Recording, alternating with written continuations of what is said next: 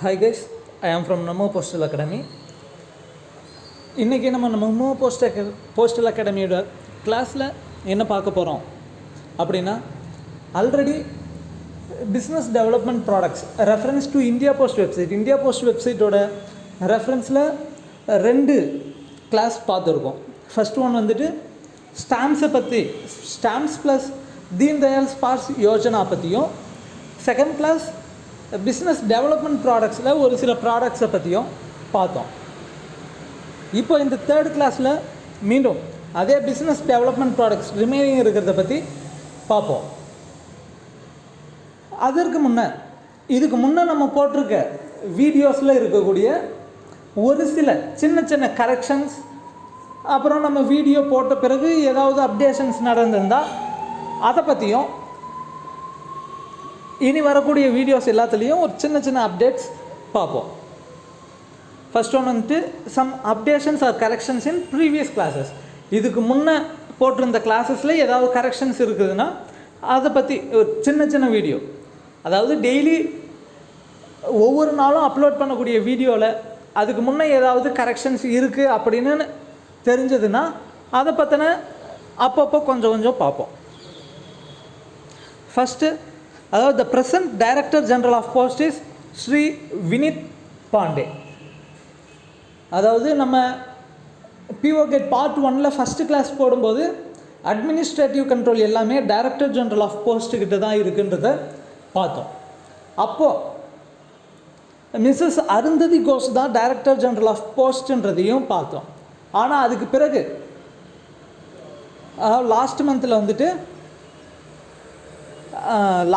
9ஆம் தேதின்னு நினைக்கிறேன், எனக்கு சரியாக ஞாபகம் இல்லை டேட்டு. அப்போ வந்துட்டு ஸ்ரீ வினித் பாண்டே, அதாவது இவர் வந்துட்டு டெக்னாலஜியோட மெம்பராக இருந்தார். அவர் இப்போ டைரக்டர் ஜெனரல் ஆஃப் போஸ்ட்டாக ப்ரொமோட் ஆகியிருக்காரு, தி அடிஷ்னல் டைரக்டர் ஜெனரல். இப்போது அதனோட டைரக்டர் ஜெனரல் ப்ரொமோட் ஆனது யார், இப்போ இருக்கிற டைரக்டர் ஜெனரல்ன்றதை பற்றி சொன்னோம். அப்படியே இப்போ இருக்கக்கூடிய மெம்பர்ஸை பற்றியும் பார்த்துடுவோம். Additional director general coordination is Shri Ashok Kumar Podar. அதாவது பிஎஸ்பி போஸ்டல் சர்வீசஸ் போர்டோட பெர்மனன்ட் இன்வைட்டியாக அடிஷ்னல் டைரக்டர் ஜெனரலும் ஃபினான்ஷியல் அட்வைசரும் இருக்காங்கன்னு பார்த்தோம். அந்த அடிஷ்னல் டைரக்டர் ஜெனரலோட name Shri Ashok Kumar Podar. And additional secretary and financial adviser, அந்த பெர்மனன்ட் இன்வைட்டியில் ஒருத்தர் தான் ஃபினான்ஷியல் அட்வைசர். அவரே அடிஷ்னல் செக்ரட்டரி ஜாபையும் பார்க்குறாரு. அவர் யாருன்னு பார்த்தோம்னா ஸ்ரீ அனில்குமார் நாயக் அவரோட name.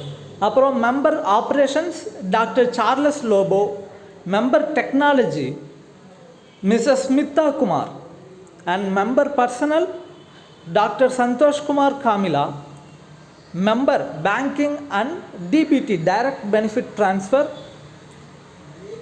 Mrs Sandhya Rani, member planning and HRD Shri Sukhdev Raj, member PLI and chairman PLI investment board.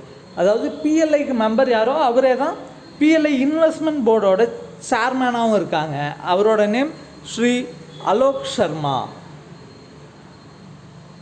அப்புறம் பிஎல்ஐ ஆர்பிஎல்ஐயில் ஒரு சின்ன கரெக்ஷன் என்னன்னு பார்த்தோம்னா, நம்ம ஃபஸ்ட்டு சில்ட்ரன்ஸ் பாலிசி 5 இயர்ஸ் முடிஞ்ச பிறகு சரண்டர் பண்ணலான்னு பார்த்தோம்.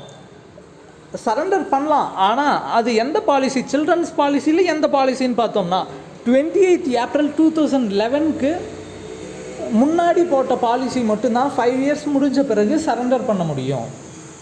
இப்போது ஃபார் எக்ஸாம்பிளுக்கு 2010ல் ஒரு பாலிசி போட்டிருக்காங்க, அது இன்றைக்கி டேட்டில் சரண்டர் பண்ணலாமா அப்படின்னா பண்ணலாம். அதாவது 28 ஏப்ரல், அந்த 28 ஏப்ரல் 2011 என்ன டேட் அப்படின்னு பார்த்தோம்னா, அந்த POLI rules, post office life insurance rules publish பண்ணக்கூடிய டேட். அந்த 28 ஏப்ரல் 2011 தான் பிஓஎல்ஐ ரூல்ஸ்னு பப்ளிஷ் பண்ணாங்க. அந்த டேட்க்கு முன்னாடி போட்ட சில்ட்ரன்ஸ் பாலிசி எல்லாமே 5 வருஷம் முடிஞ்சிருந்தது. அப்படின்னா இப்போ இருக்க டேட்டில் எல்லாமே 5 வருஷம் கம்பல்சரி முடிஞ்சிட்ருக்கோம். அது எல்லாமே சரண்டர் பண்ணலாம். ஆனால் அந்த பிஓஎல்ஐ ரூல்ஸ் 2011 பப்ளிஷ் பண்ணதுக்கு பிறகு போட்ட சில்ட்ரன்ஸ் பாலிசி எதுக்குமே லோன் ஃபெசிலிட்டியும் கிடையாது, சரண்டர் ஃபெசிலிட்டியும் கிடையாது. Loan and surrender facility is not available for children's policy. However, policies accepted before 28th April 2011 can be surrendered. அதே போல் in joint life assurance policy, both loan and surrender facility are available after 3 years. அதே போல் தான் joint life assurance யுகல் Suraksha பாலிசிலையும் நம்ம இதுக்கு பிஓகேட் part 1ல் பார்த்தப்போ loan facility மட்டும் இருக்குன்ற மாதிரி பார்த்தோம், சரண்டரை பற்றி எதுவுமே சொல்லலை. ஆனால் அது ரெண்டுமே 3 வருஷம் முடிஞ்சதுக்கு பிறகு ஜாயிண்ட் லைஃப் அஷூரன்ஸில் லோன் சரண்டர் ரெண்டையுமே 3 வருஷம் முடிஞ்சதுக்கு பிறகு அவைல் பண்ணலாம். இப்போது பிஸ்னஸ் டெவலப்மெண்ட் ப்ராடக்ட்ஸில் ரிமைனிங் இருக்கக்கூடியதில் ஒரு சிலதை பற்றி பார்ப்போம். ஃபஸ்ட்டு ஒன் வந்துட்டு மீடியா போஸ்ட். மீடியா போஸ்ட்னால் என்ன? அதாவது பிற தேர்ட் பார்ட்டியோட ப்ராடக்ட்ஸையோ அல்லது நம்மளோட இந்தியா போஸ்ட்டோட ப்ராடக்ட்ஸையோ ஒரு மீடியானா என்ன? ஒரு விதமாக அட்வர்டைஸ் பண்ணக்கூடியது. அப்படி இந்தியா போஸ்ட் நம்மளோட சர்வீஸை யூட்டிலைஸ் பண்ணி ஒரு விதத்தில் ஏதோ ஒன்று அட்வர்டைஸ் பண்ணோம் அப்படின்னா அதுக்கு நேம் தான் மீடியா போஸ்ட். அதுக்குன்னு ஒரு சார்ஜ் பண்ணுறோம். India post offers A unique advertisement concept to help the Indian corporate and the government organizations reach potential customers through media post. Media post வகையாக அட்வர்டைஸ்மெண்ட் கொடுத்து அதுக்கு கஸ்டமர்ஸை ரீச் பண்ண வைக்க வேண்டியது இந்தியா போஸ்ட் வந்து ஒரு வகையில் ஆஃபர் பண்ணது. No other medium can match the sheer expanse of India Post in terms of volume and reach. அதாவது இந்தியா போஸ்ட் அளவுக்கு வேறு எந்த மீடியமோ வேறு எந்த ஒரு சர்வீஸும் இந்தியா போஸ்ட் அளவுக்கு பப்ளிக்கிட்ட வந்து ரீச் ஆகாது, அட்வர்டைஸ் பண்ணாதுன்னு சொல்கிறோம். Media post offers a range of advertising medium such as postal stationery, postal premises etcetera. இதுலேயும் இந்தியா போஸ்ட்லேயும் அட்வர்டைஸ் பண்ணுறதுக்கான விஷயம் நிறைய இருக்குது. எதெல்லாம் அட்வர்டைஸ் பண்ணலான்னு பார்த்தோம்னா போஸ்டல் ஸ்டேஷ்னரி, ஃபார் எக்ஸாம்பிளுக்கு பாஸ்புக். அதே போல் போஸ்டல் ப்ரெமிசஸில் எப்படி அட்வர்டைஸ் பண்ணுறாங்கன்னா ஒவ்வொரு ஆஃபீஸ்லேயும் எல்சிடி டிவி, ஃபார் எக்ஸாம்பிளுக்கு ஒரு சில ஹெச்ஓவில் பார்த்தோம்னா எல்சிடி டிவி வச்சு விளம்பரப்படுத்துவாங்க. அதுபோல் அதில் பாஸ்புக் மீடியா போஸ்ட். பாஸ்புக் மூலமாக எப்படி மீடியா போஸ்ட் போய் சேருதுன்னு பார்த்தீங்கன்னா advertisement is printed on the back side wrapper of the passbook. பாஸ்புக்கோட பின்பக்கத்தில் அட்வர்டைஸ்மெண்ட் பிரிண்ட் பண்ணுறோம். Minimum number of passbooks is 1000. பாஸ்புக்கில் அட்வர்டைஸ் பண்ணுறதுக்கு மினிமம் 1000 பாஸ்புக்ஸாவது அவங்க பிரிண்ட் பண்ணணும். அதுக்கான காஸ்ட் என்னன்னு பார்த்தீங்கன்னா மினிமம் 1000ன்னு பார்த்தோம். அப்போ 1000லேருந்து 10,000 பாஸ்புக்குள்ள ஒரு கம்பெனி, ஒரு கார்ப்பரேட்டோ அல்லது ஒரு கவர்மெண்ட் ஆர்கனைசேஷனோ பிரிண்ட் பண்ணணும், அட்வர்டைஸ்மெண்ட் பண்ணணும் அப்படின்னு பார்த்தோம்னா அது சிங்கிள் கலராக இருந்தால் 8 ரூபா.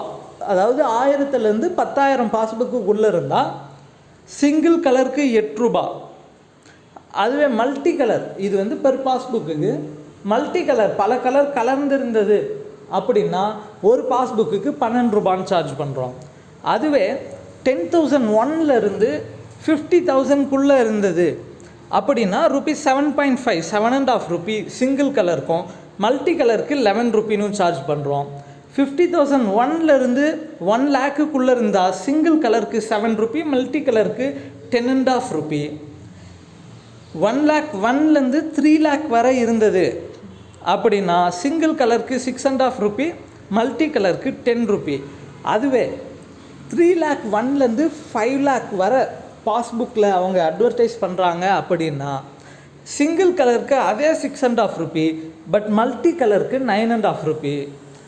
அதுவே 5,01,000, அதாவது 5,01,000லேருந்து இருந்தது அப்படின்னா 5 lakhக்கு மேலே இருந்தது அப்படின்னா சிங்கிள் கலருக்கு 6 ரூபா, மல்டி கலருக்கு 9 ரூபா. அது இல்லாமல் இன்னும் மெக்தூட் போஸ்ட் கார்டுன்னு ஒன்று ஆல்ரெடி நமக்கு தெரியும். மெக்தூட் போஸ்ட் கார்டோட காஸ்ட் பார்த்தோம்னா 25 பைசான்னு பார்த்துருக்கோம். அதில் அட்வர்டைஸ் பண்ணணும் அப்படின்னு பார்த்தோம்னா அதாவது அந்த அட்ரஸ் சைடில் ஒரு பாதி வந்து அட்வர்டைஸ்மெண்ட்டுக்காக கொடுக்கலாம். ஆனால் அதுக்கான மினிமம் பார்த்தோம்னா 1,00,000 கார்டாவது ஆர்டர் பண்ணணும், 1,00,000 கார்ட்லேயாவது அட்வர்டைஸ் பண்ணணும், அப்படின்னா தான் உண்டு. அதே போல் எல்சிடி டிவி அட்வர்டைஸ் பண்ணணும் அப்படின்னு பார்த்தோம்னா அட்வர்டைஸ் பண்ணலாம். அதில் அட்வர்டைஸ் பண்ணுறதுக்காக மினிமம் அவங்களோட அட்வர்டைஸ்மெண்ட் வந்து ஒரு நாளுக்கு நம்ம 20 முறையாவது அட்வர்டைஸ் பண்ணணும். அதே போல் ஒவ்வொரு அட்வர்டைஸ்மெண்ட்டும் 2 நிமிஷத்துக்கு அதிகமாக இருக்கக்கூடாது. அடுத்ததாக பிஸ்னஸ் போஸ்ட். பிஸ்னஸ் போஸ்ட்னால் என்ன? சிங்கிள் வேர்டில் சொல்லணும் அப்படின்னு பார்த்தோம்னா கம்ப்ளீட் மெயிலிங் ஆக்டிவிட்டி. அதாவது ஒரு கம்பெனியோட பிஸ்னஸ் போஸ்ட் பல்கான ஆர்டிகல்ஸ் புக் பண்ணுறாங்க அப்படின்னா அந்த ஆர்டிக்கலை தனியாக கவர் தனியாக உள்ளே போட வேண்டிய பேப்பர் தனியாக எடுத்துகிட்டு வந்து அது எல்லாமே ப்ரிப்பேர் பண்ணி உள்ளே ஒவ்வொன்றுலேயும் இன்சர்ட் பண்ணி மடித்து ஒட்டின்னு அந்த நம்ம போஸ்ட்டை மட்டும் டெஸ்பேச் பண்ணி டெலிவரி பண்ணுறது மட்டும் இல்லாமல் அந்த போஸ்ட் அனுப்புறதுக்கான எல்லா ஆக்டிவிட்டீஸையும் நாமளே எடுத்து செய்கிறதுக்கு நேம் தான் business post. Business post provides complete mailing solutions right from mail preparation to mail delivery. இப்போ சொன்னதா கம்ப்ளீட் மெயிலிங் சொல்யூஷன். அந்த மெயில் அனுப்புறதுக்கான மெயிலை ப்ரிப்பேர் பண்ணுறதுலேருந்து அந்த மெயிலை டெலிவரி பண்ணுற வர எல்லாமே நாமளே பண்ணுவோம். Ideal for small businesses as well as large companies. அதாவது சின்ன பிஸ்னஸ் கம்பெனிலேருந்து பெரிய கம்பெனிஸ் வர ஹெல்ப்ஃபுல்லாக இருக்கும் இந்த business post. Customers can choose from a range of cost-effective and professional mailing services. காஸ்ட்டும் ரொம்ப கம்மி தான், ப்ரொஃபஷனலாகவும் இருக்கும். Including collection of mail from customer premises, franking, inserting, sealing and addressing etcetera to meet the specific business needs. அவங்களோட business நீட்ஸ்க்கு தகுந்த மாதிரி அவங்க என்னென்ன வேணுன்றதை சூஸ் பண்ணிக்கலாம். India post has set up business post centre in major cities especially to handle business post consignments. இந்த business post கன்சைன்மெண்ட்ஸ்க்காக இந்தியா போஸ்ட் வந்து தனியாக பிஸ்னஸ் போஸ்ட் சென்டர்னே தனியாக வச்சுருக்கோம். Business post services can also be set up in the customers premises where the mail volumes are very large. ஒருவேளை ஒரு company அனுப்ப வேண்டிய ஆர்டிகல்ஸ் வந்து ரொம்ப அதிகமாக இருக்குது, அவங்களால பிஸ்னஸ் போஸ்ட் சென்டர் வரை எடுத்துகிட்டு வர முடியாது, அல்லது அங்கே மெயில் வால்யூம் அதிகமாக இருக்கிறதுனால நம்ம அங்கேருந்து இங்கே பிஸ்னஸ் போஸ்ட் சென்டருக்கு எடுத்துகிட்டு வரது கஷ்டம் அப்படிங்கிற மாதிரி ஏரியாவில் அந்த கம்பெனியோட ப்ரிமிசஸில் பிஸ்னஸ் போஸ்ட் சென்டரையும் எஸ்டாப்ளிஷ் பண்ணியிருக்கோம். அங்கேயே பிஸ்னஸ் போஸ்ட் சென்டர் எஸ்டாப்ளிஷ் பண்ண முடியல அப்படின்ற சமயத்தில் அங்கேயே அந்த சர்வீஸ் எல்லாத்தையும் அவங்களோட ப்ரிமிசஸ்லேயே பண்ணுறோம். Business post offers a range of services at affordable rates. அந்த கம்ப்ளீட் மெயிலிங் ப்ராசஸ் எல்லாத்தையுமே அஃபோர்டபுள் ரேட்ஸ், தகுந்த விலையில் நம்ம கொடுக்குறோம். அதிகமான விலையில் இல்லாமல் சரியான விலையில் கொடுக்குறோம். அதுக்கான விலை அந்த ரேட் என்னென்னு பார்த்தீங்கன்னா கலெக்ஷன் ஃப்ரம் ப்ரிமிசஸ். அவங்க அந்த கம்பெனியோட இடத்துலேருந்து நம்ம ஆர்டிக்கலை கவர்லாம் எடுத்துகிட்டு வர்றதுக்கான ரேட்னு பார்த்தீங்கன்னா அன்ரிஜிஸ்டர்டு ஆர்டிக்கலுக்கு 30 பைசா, ரெஜிஸ்டர்டு ஆர்டிக்கலுக்கு 50 பைசா. அதே ஃப்ராங்கிங், அந்த ஆர்டிக்கலுக்கான ஃப்ராங்கிங் பண்ணுறதுக்காக அன்ரிஜிஸ்டர்ட் ஆர்டிக்கலுக்கு 40 பைசே, ரெஜிஸ்டர்ட் ஆர்டிக்கலுக்கு 50 பைசே. அட்ரஸிங், யார் யாருக்கு அனுப்பணுன்ற அட்ரஸ்க்கு அன்ரெஜிஸ்டர்ட் ஆர்டிக்கலுக்கு 50 பைசே, ரெஜிஸ்டர்ட் ஆர்டிக்கலுக்கும் 50 பைசே, ரெண்டுமே 50 பைசே. சீலிங், அதுக்கான சீல், கம்பெனி சீல்லாம் வைக்கிறதுக்காக, நம்மளோட சீல் வைக்கிறதுக்காக ரெண்டுமே 20 பைசா. இன்சர்ஷன், மேலே கவரை மட்டும் எல்லாம் பண்ணிட்டோம், உள்ள என்னென்ன பேப்பரை மடித்து வைக்கணுன்றதுக்கான இன்சர்ஷனுக்காக பெர் இன்சர்ஷன், ஃபார் எக்ஸாம்பிளுக்கு ஒரு பேப்பரை மடித்து வைக்கணும் அப்படின்னோம்னா அதுக்கு 20 paisa. For folding before insertion, அந்த உள்ளே இன்சர்ட் பண்ணுறதுக்கு முன்னே மடித்து போடுறதுக்கான அந்த ஃபோல்டிங்காக அன்ரெஜிஸ்டர்ட் ஆர்டிக்கலாக இருந்தால் 10 பைசா, ரெஜிஸ்டர்ட் ஆர்டிக்கலுக்கு 20 paisa. For continuous stationery that requires cutting, for எக்ஸாம்பிளுக்கு உள்ளே போடுறாங்க, அது கட்டிங், அதாவது சில இடத்துல கட் பண்ணி தான் போடணும் அப்படின்ற சமயத்தில் ரெண்டுமே registered article and unregistered article ரெண்டுமே 5 paisa. For pasting pre gummed computerised address label, முன்ன பார்த்தோம் அட்ரஸை வந்து நம்ம ஃபார் எக்ஸாம்பிளுக்கு ஃப்ரம் அட்ரஸ் சீல் பண்ணுவோம், அல்லது டு அட்ரஸை வந்து எழுதணும், சீல் பிரிண்ட் பண்ணணும், அதுக்கு வந்து 50 பைசான்னு பார்த்தோம். அதுவே கம்ப்யூட்டரைஸ்டு அட்ரஸ் லேபிளாக இருந்தால் அதிலையே ஆல்ரெடி கம் இருக்குது, அதை பிரித்து ஒட்ட வேண்டிய வேலை அப்படின்னா அதுக்கும் 5 பைசா. அதுவே அதில் ஆல்ரெடி ப்ரீ கம் இல்லை, நம்ம தான் கம் போட்டு ஒட்டணும் அப்படின்னா அதுக்கு 10 பைசா.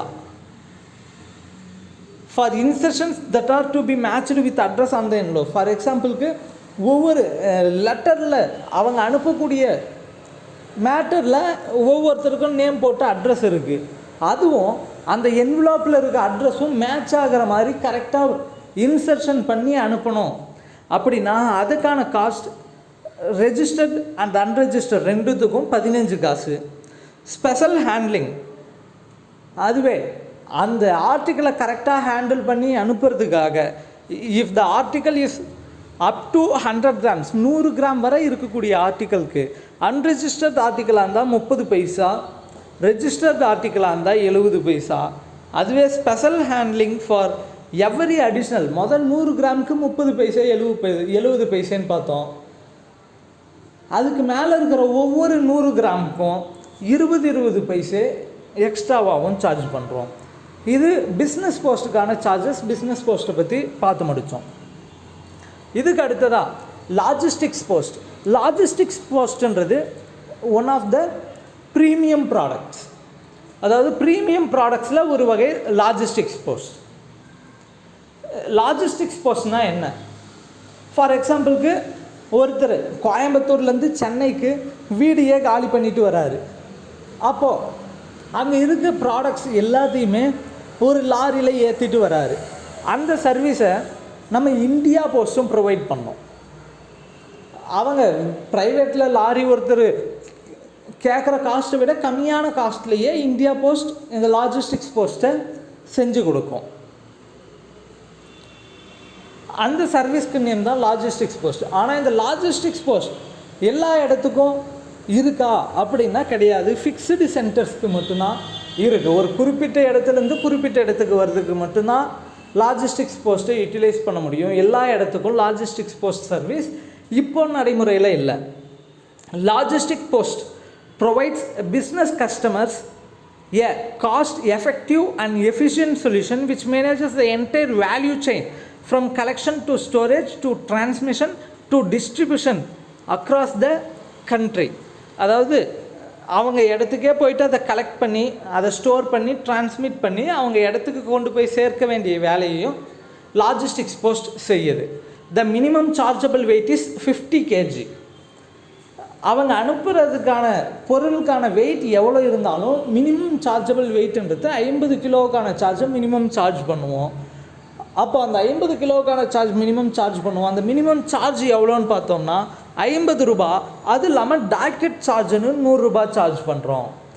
டாக்கெட் சார்ஜ் 100 ரூபாங்கிறது எதுக்குன்னா அதை சேஃபாக எடுத்துகிட்டு கொண்டு வந்து சேர்க்கறதுக்காகவும் அதை பத்திரமா எடுத்துகிட்டு வரதுக்கும் எக்ஸ்ட்ராவாக 100 ரூபா டாக்கெட் சார்ஜுன்றது ஸ்டாண்டர்டாக எவ்வளோ வெயிட் இருந்தாலும் 100 ரூபா சார்ஜ் பண்ணுவோம். Loading and unloading is free up to 500 kgs. For எக்ஸாம்பிளுக்கு அவங்க இடத்துக்கு போயிட்டு நம்ம கலெக்ட் பண்ணுறோம். அப்போது அவங்க வீட்டிலிருந்து நம்மளோட லாஜிஸ்டிக் போஸ்ட்டுக்கான வெஹிக்கிளில் ஏற்றுறதுக்கான சார்ஜ், மீண்டும் அவங்களோட டெஸ்டினேஷனில் இறக்கிறதுக்கான சார்ஜ், அந்த அவங்க ஏற்றி இறக்கக்கூடிய பொருள் வந்து 500 கிலோவுக்கு உள்ளே இருந்ததுன்னா ஃப்ரீயாகவே பண்ணுவோம். ஒருவேளை 500 கிலோவுக்கு அதிகமாக இருந்தது அப்படின்னா ஒரு டன்னுக்கு 1000 ரூபா சார்ஜ் பண்ணுவோம். Warehousing facilities offered as a value added service. Warehousing ஃபெசிலிட்டினா என்ன? அதை வச்சு அனுப்ப வேண்டியது, ஸ்டோர் பண்ணி அனுப்ப வேண்டியது, அதையும் நம்ம வேல்யூ ஆடட் சர்வீஸாக ப்ரொவைட் பண்ணுறோம். இதுக்கான ஃபியூச்சர்ஸ் என்னென்னு பார்த்தீங்கன்னா FTL அண்டு LTL சர்வீசஸ். FTLனால் என்ன? Full truck load. LTLனால் less than a truck load. அவங்களோட கன்சைன்மெண்ட்ஸை அவங்க அந்த ட்ரக் ஃபுல்லாகவும் அனுப்பலாம் அல்லது கம்மியாகவும் அனுப்பலாம். ஒரே ஒரு பார்சலாகவும் ஒரு பொருளை அனுப்பலாம் அல்லது மல்டி பார்சல் தனித்தனியாக பிரித்து பிரிச்சியும் பார்சல் பண்ணி அனுப்பலாம். அடுத்த logistic post uses a special network for carrying and delivering packages and consignments across the nation. அதுக்காக ஒரு ஸ்பெஷல் நெட்வொர்க்கே நம்மக்கிட்ட இந்தியா போஸ்ட் இருக்குது. It moves the shipments by road, rail and air and ensure safe and timely delivery. அதாவது சேஃபாகவும் deliver பண்ணும், குறிப்பிட்ட நேரத்தில் சீக்கிரமாகவும் டெலிவர் பண்ணும். அதுதான் லாஜிஸ்டிக் போஸ்ட் சென்டர்ஸ். அதுதான் முன்னவே சொன்னோம், ஒரு குறிப்பிட்ட இடத்துல மட்டும், ஒரு குறிப்பிட்ட இடத்துலேருந்து குறிப்பிட்ட இடத்துக்கு மட்டும்தான் லாஜிஸ்டிக் போஸ்ட் சர்வீஸ் இப்போ அவைலபிள் இருக்குது. அந்தந்த இடங்களில் லாஜிஸ்டிக் போஸ்ட் சென்டர்னு ஒன்று வச்சுருக்கோம். Exclusive logistic post centre have been established across the country to service your transmission and distribution needs. அதுதான் multi modal transport. Multi modal transport ஃபெசிலிட்டியும் இருக்குது. அதாவது ரோட், ரயில், ஏர் மூணுலேயுமே டிரான்ஸ்மிட் பண்ணலாம். Depending upon the requirements of the customer. கஸ்டமருக்கு எப்படி அனுப்பணுமோ அதுக்கு தகுந்தது போல் சர்வீஸ் பண்ணுவோம். Warehousing services. வேர் ஹவுசிங் சர்வீசஸ்னால் என்ன? Where housing options for storage of consignments prior to dispatch are delivery available for customers. For எக்ஸாம்பிளுக்கு 2 நாள் பொறுத்து இந்த தேதிக்கு எடுத்துகிட்டு வர மாதிரி எடுத்துகிட்டு வாங்கன்னு சொன்னோம்னா நம்ம அதை ஸ்டோர் பண்ணி அவங்க சொல்கிற டேட்டில் டிஸ்பேச் பண்ணி டெலிவரி பண்ணுவோம். அடுத்ததாக ஃபுல்ஃபில்மெண்ட் சர்வீசஸ். ஃபுல்ஃபில்மெண்ட் சர்வீசஸ்ன்றது என்ன? Order processing and order management solutions also available that takes a whole of business approach. Logistic Post will make the entire logistics operation smooth by providing pick and pack facilities based on specific requirements of the customer. Each consignment will be packed with the specific goods as decided by the customer. அதாவது customer விருப்பப்பட்டார் அப்படின்னா நாமளே போயிட்டு அங்கே big பண்ணி அதை back பண்ணி அனுப்புவோம். அதுதான் ஃபுல்ஃபில்மெண்ட் சர்வீசஸ். அதாவது கஸ்டமருக்கு ஃபுல்ஃபில் ஆகிற மாதிரி சர்வீஸ் பண்ணுவோம். Reverse logistics. அதாவது கோயம்புத்தூர்லேருந்து சென்னைக்கு எடுத்துகிட்டு வந்துட்டாங்க, அதே போல் அது மட்டும் இல்லாமல் அங்கே சென்னையிலேருந்து திரும்ப எனக்கு கோயம்புத்தூருக்கு எடுத்துகிட்டு வரணும் அப்படின்னாலும் ரிவர்ஸ் லாஜிஸ்டிக்ஸ் ஃபெசிலிட்டியும் நம்ம அவங்களுக்கு ப்ரொவைட் பண்ணுவோம். இங்கேருந்து ஒரு பொருள் அங்கே எடுத்துகிட்டு போய் கொடுத்துட்டு மீண்டும் அங்கேருந்து ரிட்டன் அதே இடத்துக்கு எடுத்துகிட்டு வந்து கொடுப்போம். இவ்வளோ தான் சார் லாஜிஸ்டிக்ஸ் போஸ்ட். இதுக்கான மினிமம் சார்ஜபிள் வெயிட் எல்லாமே முன்ன பார்த்தோம். அடுத்ததாக இ பேமெண்ட். இ பேமெண்ட்ன்றது என்ன? ஒரு முக்கியமான சர்வீஸ். ஆல்ரெடி நம்ம ரிட்டைல் போஸ்ட்னா என்னன்ட்டு பார்த்தோம். அதாவது தேர்ட் பார்ட்டி ப்ராடக்ட்ஸை நம்ம ஒரு ஏஜெண்ட்டாக நின்று விற்று கொடுக்கறதுக்கு நேம் தான், அவங்களுக்கான சேல் பண்ணி கொடுக்கறதுக்கு நேம் ரீட்டைல் போஸ்ட்டுன்னு பார்த்தோம். அந்த ரீட்டைல் போஸ்ட்டில் இருக்கிறவங்களுக்கு ஃபார் எக்ஸாம்பிளுக்கு விஐடிக்கான அப்ளிகேஷன் ஃபார்ம் ஒன்று சேல் பண்ணி சொல்லி கொடுக்குறாங்க. அந்த விஐடி காலேஜுக்கான அப்ளிகேஷன் ஃபார்மை நம்ம சேல் பண்ணி கொடுத்துட்டோம். அப்போ அந்த அமௌண்ட்டை எப்படி நாம் அவங்களுக்கு கொடுப்போம் அப்படின்னு பார்த்தோம்னா அவங்களுக்குன்னு ஒரு பில்லர் ஐடி க்ரியேட் பண்ணி இ பேமெண்ட் வழியாக நாம் அதை சார்ஜ் பண்ணிவிடுவோம். அந்த இ பேமெண்ட்ன்றது ஒரு நோடல் ஆஃபீஸ்க்கு நிறைய ஆஃபீஸ்லேருந்து அந்த அப்ளிகேஷன் ஃபார்மை சேல் பண்ணுவாங்க. அந்த அமௌண்ட்டை அந்தந்த ஆஃபீஸ்லேருந்து இ பேமெண்ட் வழியாக அவங்களோட பில்லர் ஐடிக்கு பே பண்ணுவாங்க. அந்த நோடல் ஆஃபீஸில் அவங்களுக்கான பில்லர் ஐடியில் எவ்வளோ அமௌண்ட் வந்திருக்கோ அதை ஒரு செக்காக போட்டு அந்த நோடல் ஆஃபீஸ்லேருந்து அந்த இன்ஸ்டிடியூஷனுக்கோ அந்த கம்பெனிக்கோ அந்த ஆர்கனைசேஷனுக்கோ கொடுத்துடுவாங்க. அதற்கு நேம் தான் இ payment. E-payment is a smart option for businesses and organizations to collect their bills or other payments through post office network. Post office மூலமாக ஒவ்வொரு ஆர்கனைசேஷனும் அல்லது பிஸ்னஸ் கம்பெனியும் அவங்களுக்கான அமௌண்ட்டை பில்லை கலெக்ட் பண்ணுறதுக்கான ஒரு வழி தான் E-payment. When businesses require collection of bills and other payments from customers across the country, post office offers them a simple and convenient solution in the form of E-payment. இப்படி country ஃபுல்லாக ஒரு குறிப்பிட்ட இடத்துலையோ அவங்களுக்கான பில்லை அவங்க கலெக்ட் பண்ணுறதுக்கான ஒரு வழியாக போஸ்ட் ஆஃபீஸ் வந்துட்டு இ பேமெண்ட் என்ற ஆப்ஷனை அவங்களுக்கு கொடுக்குது. இ payment is a many to one solution which allows collection of money on behalf of any organization. எந்த ஒரு ஆர்கனைசேஷன் சார்பிலையும் அவங்களுக்கு கலெக்ஷன் பண்ண வேண்டிய மணியை நம்ம ப்ரொவைட் பண்ணுறதுக்கான ஆப்ஷன் தான் இ பேமெண்ட். இ பேமெண்ட்டை வந்து many to one சொல்யூஷன்னு சொல்கிறாங்க. அப்படின்னா எதனால் அதை many to one சொல்யூஷன்னு சொல்கிறாங்க அப்படின்னு பார்த்தோம்னா, இப்போ கண்ட்ரி ஃபுல்லாக பிஎஸ்என்எல் பில் பே பண்ணுறாங்க. பிஎஸ்என்எல் சார்பாக தான் நம்ம பிஎஸ்என்எலுக்கு பதிலாக போஸ்ட் ஆஃபீஸ் அவங்களோட பில்லை கலெக்ட் பண்ணுறோம். அப்போது கண்ட்ரி ஃபுல்லாக பிஎஸ்என்எலுக்கான பில்லை கலெக்ட் பண்ணுறோம். அந்த அமௌண்ட் பாருங்கள், கண்ட்ரி ஃபுல்லாக இருக்கிற பல போஸ்ட் ஆஃபீஸில் கலெக்ட் பண்ணுறாங்க. ஆனால் அது பிஎஸ்என்எல்ன்ற ஒரே ஒரு கம்பெனிக்கு அவங்களோட அமௌண்ட் மொத்தத்தையும் நம்ம ஆட் பண்ணி எவ்வளோ கட்டியிருக்காங்களோ அந்த டோட்டல் அமௌண்ட்டையும் கொடுத்துட போகிறோம். அதனால தான் மெனி ஆஃபீஸில் கலெக்ட் பண்ணி அதை ஒரே இடத்துல கொடுக்கறதுக்குனால அது மெனி டு ஒன் சொல்யூஷன்னு சொல்கிறோம். The collection is consolidated electronically using web based software and payment is made centrally through cheque from a specified post office of billers choice. அந்த பில்லருக்கு அந்த ஆர்கனைசேஷனுக்கோ அல்லது அந்த கம்பெனிக்கோ எந்த போஸ்ட் ஆஃபீஸ்லேருந்து பேமெண்ட் வேணுமோ அந்த போஸ்ட் ஆஃபீஸ்லேருந்தே பேமெண்ட் கொடுப்போம். அந்த பேமெண்ட்ன்றது ஒரு நோடல் ஆஃபீஸை வச்சு சென்ட்ரலாக எல்லா இடத்துல இருந்தும் எவ்வளோ கலெக்ஷன் ஆகிருக்கோ அதை கன்சாலிடேட் பண்ணி அது செக் மூலமாக நம்ம பேமெண்ட் கொடுப்போம். The information and MIS regarding the payment can be had by the biller online. ஒவ்வொருத்தரும் எவ்வளோ அமௌண்ட் கட்டியிருக்காங்க என்னன்றதை அந்த பில்லரே ஆன்லைனில் சில டீட்டெயில்ஸோடு தெரிஞ்சுக்கலாம். அந்த MIS will contain the 5 fields of biller's choice. அந்த பில்லர் பார்க்க வேண்டிய எம்ஐஎஸில் 5 டீட்டெயில்ஸ் இருக்கும். 5 ஃபீல்டு தான் தெரிஞ்சுக்க முடியும். அந்த 5 டீட்டெயில் என்னென்ன அப்படின்றத அந்த பில்லரே சூஸ் பண்ணிக்கலாம். ஃபார் எக்ஸாம்பிளுக்கு இப்போ பிஎஸ்என்எல் பில்லு பே பண்ணுறாங்க அப்படின்னா அந்த பிஎஸ்என்எல் பில் அந்த அக்கௌண்ட் நம்பர் என்ன, அவங்க அமௌண்ட் எவ்வளோ கலெக்ஷன் பண்ணாங்க, அது போல் ஏதாவது ஒரு 5 டீட்டெயில்ஸை வந்து அவங்களே சூஸ் பண்ணிக்கலாம் என்னென்ன வேணுங்கிறத. அப்போ 5 கன்ஃபார்மாக சூஸ் பண்ணணும் அப்படின்னா கிடையாது, மேக்ஸிமமாக 5 சூஸ் பண்ணிக்கலாம். தி service is currently available through more then 14,000 post offices across the country. நம்மளோட கண்ட்ரியில் 14,000 ஆஃபீஸ்க்கு மேலே இந்த பேமெண்ட் ஆப்ஷன் இருக்குது.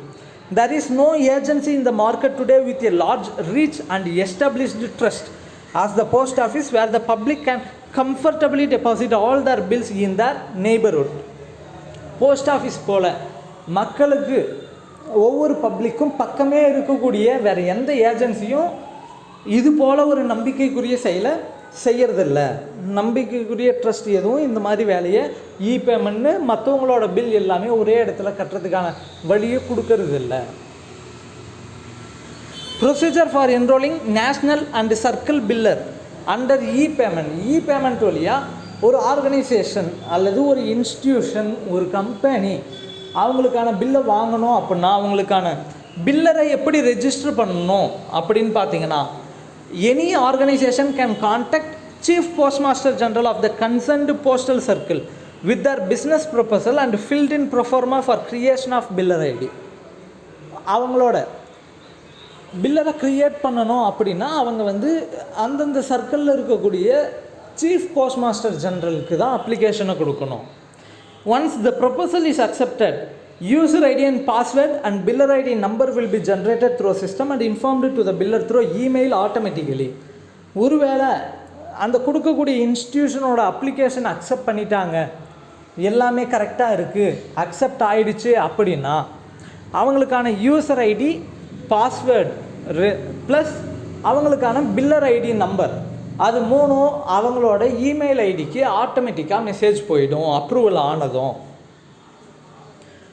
அப்போது அவங்களுக்கான பில்லு அமௌண்ட் அங்கே போயிடும், அவங்களுக்கு செக் மூலமாக கொடுத்துருவோம்.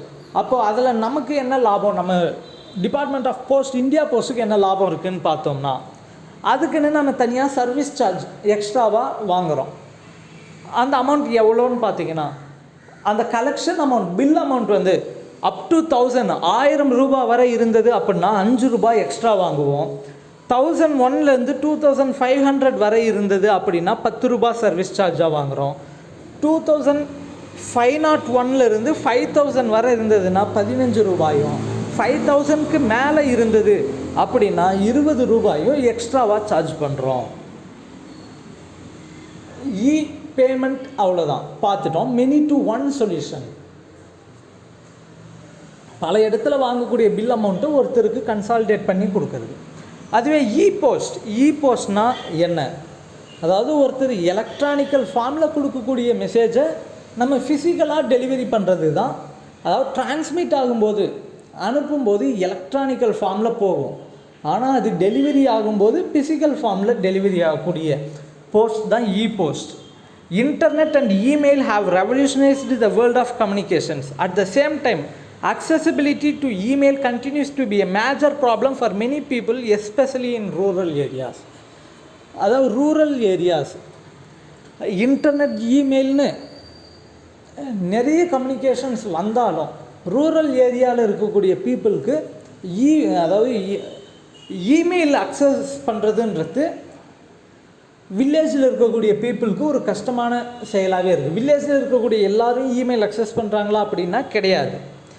In its endeavor to make benefits of email available to everyone and to bridge the digital divide, Department of Post has introduced the e-post service. அந்த கஷ்டத்தை நீக்கணுன்றதுக்காக தான் நம்மளோட டிபார்ட்மெண்ட் ஆஃப் போஸ்ட் வந்து இ-போஸ்ட்னு ஒரு சர்வீஸை இன்ட்ரடியூஸ் பண்ணாங்க. Launched on 30/1/2004. அது வந்து 2004 ஜனவரி 10 இன்ட்ரடியூஸ் பண்ணாங்க. It cost ₹10 per page of A4 size. ஒரு A4 சைஸ்க்கு 10 ரூபான்னு நம்ம சார்ஜ் பண்ணுறோம். அதுக்காக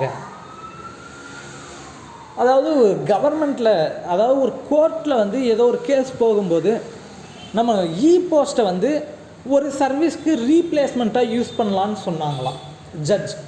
அது எதுக்குன்னு பார்த்தோம்னா டெலகிராம் சர்வீஸ்க்கு ரீப்ளேஸ்மெண்ட்டாக இ-போஸ்ட்டை யூட்டிலைஸ் பண்ணுங்க அப்படின்னு ஜட்ஜே சொல்லியிருக்காராம். Through e-post, customers can send their messages to any address in India with a combination of electronic transmission and physical delivery through a network of more than 1,55,000 post offices. e-post மூலமாக ஒருத்தர் எங்கேருந்து எங்கே வேணுனாலும் அவங்களோட மெசேஜை transmit பண்ணலாம். எல்லா post ஆஃபீஸ்லேயுமே இ-போஸ்ட் service அவைலபிளாக தான் இருக்கும், கன்ஃபார்மாக டெலிவரி ஆகும். E-post sends messages as a soft copy through internet and at the destination it will be delivered to the addressee in the form of hard copy. அது வந்து மெசேஜ் டிரான்ஸ்மிட் ஆகும்போது soft காப்பியாக electronical ஃபார்மில் transmit ஆகும். அது delivery ஆகும்போது ஃபிசிக்கலாக delivery ஆகும், அதாவது ஒரு ஹார்ட் காப்பியாக பேப்பர் ஃபார்மில் டெலிவரி ஆகும். E-post can also be availed by the corporate customers. For எக்ஸாம்பிளுக்கு பல்காக அனுப்புகிறவங்களும் இ-போஸ்ட்டை அவைல் பண்ணலாம் by having a business agreement with India Post. ஆனால் அதுக்காக நம்ம டிபார்ட்மெண்ட் கூட ஒரு அக்ரிமெண்ட் அவங்க சைன் பண்ணணும்.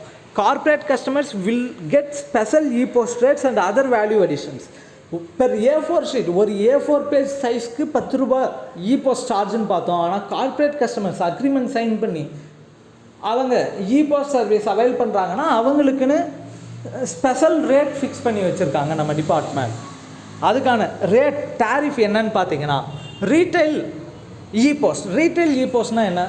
ஃபார் எக்ஸாம்பிளுக்கு ஒரு கஸ்டமர் சிங்கிளாக தனியாக எந்த விதமான கான்ட்ராக்டும் இல்லாமல் ஒரு இ-போஸ்ட் அனுப்ப வராங்க அப்படின்னா போஸ்ட் ஆஃபீஸ்க்கு வந்து அவங்க ஒரு A4 சைஸில் ஒரு இ-போஸ்ட் சர்வீஸ் அவைல் பண்ணுறாங்க அப்படின்னா ஒரு A4 சைஸ் பேப்பருக்கு 10 ரூபாய் சார்ஜ் பண்ணுறோம். அதுவே கஸ்டமர் வந்து முன்னாடியே நம்ம டிபார்ட்மெண்ட் கூட அதாவது அவங்களே வெப்சைட் மூலமாக அவங்க இடத்துலேருந்து அவங்களே இன்டர்நெட் மூலமாக அவைல் பண்ணுறாங்க அப்படின்னா ஒரு இ-போஸ்ட்டுக்கு 6 ரூபான்னு தான் சார்ஜ் பண்ணுறோம். ஒரு இ-போஸ்ட்டுக்குன்னா ஒரு A4 சைஸ் பேஜுக்கு 6 ரூபான்னு சார்ஜ் பண்ணுறோம். அதுவே கார்ப்பரேட் கஸ்டமர்ஸ் இந்தியா போஸ்ட்டோட நம்ம டிபார்ட்மெண்ட் கூட ஒரு அக்ரிமெண்ட் சைன் பண்ணிவிட்டு அவங்க இ-போஸ்ட் சர்வீஸ் யூட்டிலைஸ் பண்ணுறாங்க அப்படின்னோம்னா ஒரு A4 சைஸ் பேப்பருக்கு 6 ரூபான்னு சார்ஜ் பண்ணுறோம். அந்த 6 ரூபான்றது எது வரேன்னு பார்த்தோம்னா அவங்க 50 இ-போஸ்ட் வரை அனுப்புகிறாங்க அப்படின்னா 6 ரூபான்னு சார்ஜ் பண்ணுவோம். அதுவே 50க்கு மேலே அவங்க அனுப்புகிறாங்கன்னா ஒரு A4 சைஸ் பேப்பருக்கு 5 ரூபான்னு சார்ஜ் பண்ணுவோம். அந்த இ-போஸ்ட் மெசேஜஸ் 5 ரூபான்னு சார்ஜ் பண்ணுறோன்றது ஒரே டைமில் அவங்க அந்த 50 மெசேஜ்க்கு மேலே அனுப்பணும். அதுவே messages many to one, the message will be delivered in recipient's email box. அதாவது பலர் வந்து ஒரே ஒருத்தருக்கு மெசேஜ் அனுப்புகிறாங்க, அதை வந்து ஃபிசிக்கல் காப்பியாக டெலிவரி பண்ணாமல் சாஃப்ட் காப்பியாக இமெயிலுக்கு மட்டுமே டெலிவரி பண்ணால் போதும் அப்படின்னு சொல்கிறாங்க. அப்படின்னா அதுக்கு ஒரு A4 சைஸ் பேப்பருக்கு 5 ரூபான்னு தான் சார்ஜ் பண்ணுறோம். அதுவே கூட ஏதாவது ஒரு அட்டாச்மெண்ட் சேர்த்து அனுப்பணும், அவங்களோட மெசேஜ் மட்டும் இல்லாமல் ஏதாவது ஒரு அட்டாச்மெண்ட் சேர்த்து அனுப்பணும் அப்படின்னு விருப்பப்பட்டாங்கன்னா அந்த ஒவ்வொரு அட்டாச்மெண்ட்டுக்கும் 5 ரூபான்னு எக்ஸ்ட்ராவாக சார்ஜ் பண்ணுறோம். அதுவே மெசேஜஸ் 1 to many, ஒரே ஒருத்தர் நிறைய பேருக்கு போஸ்ட் அனுப்பணும் அப்படின்னு விருப்பப்படுறாங்கன்னாலும் அனுப்பலாம். அந்த மெசேஜும் ஒருவேளை இமெயிலில் மட்டுமே சாஃப்ட் காப்பியாக மட்டுமே டெலிவரி பண்ணால் போதும் அப்படின்னு விருப்பப்பட்டாங்க அப்படின்னாலும் ஃபஸ்ட்டு 10 ரெசிபியன்ஸ் ஒரே ஒருத்தர் அனுப்புகிறாங்கன்னா அந்த 10 பேருக்கு மட்டும் ஒரு A4 சைஸ் பேப்பருக்கு 5 ரூபான்னு சார்ஜ் பண்ணுறோம்.